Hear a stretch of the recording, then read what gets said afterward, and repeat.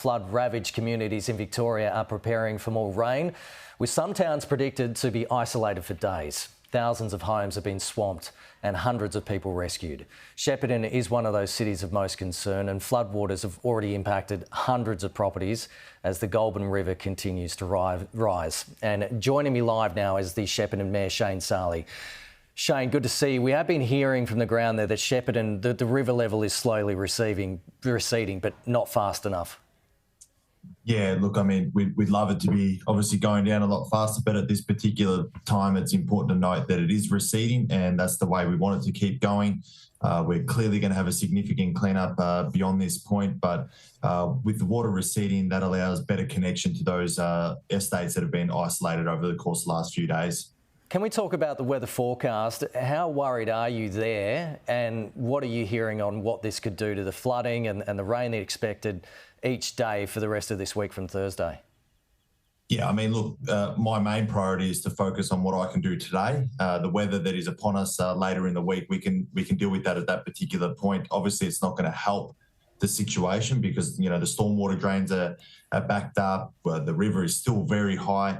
But when that takes place, where the rain obviously falls, whether it falls directly here in Shepparton, which it is expected to, or it falls further up and makes its way down the river stream, that'll all provide different outcomes for us. So the main priority now is with the water receding, getting to those people that have been isolated, opening up those key services to them, and then whatever comes later in the week, we'll deal with it then. Do you know how many people still need to be rescued around the region? I don't have the specific numbers on who needs to be rescued, but we know about 2,000 properties have been impacted. As I said, that's not 2,000 with water going through their front lounge room. That's 2,000 properties that have been disconnected in some way or another. We've got about 700 people across our relief centres that possibly will continue to grow once we can get people out if they are still isolated. And, you know, there's going to be a huge support needed beyond this point to get people back into their homes and get on with life. How are supplies holding up in the town? Are supermarkets open? Is there food on the shelves? Is there fuel in town?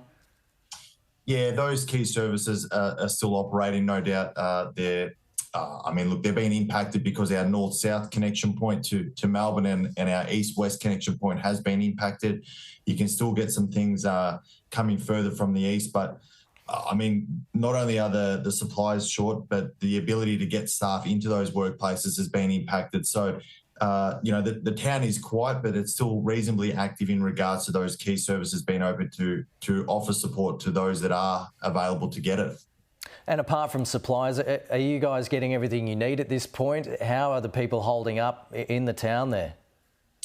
Yeah, look, it's been okay. The community morale has been as good as it can be with obviously the circumstances that we're facing. With any flood, it doesn't necessarily impact everyone. We know a significant portion of our community have been impacted, but there's also ones that haven't, and they've really stepped up. They've done a huge amount of volunteering. They're really stepping up to support the ones that have been impacted.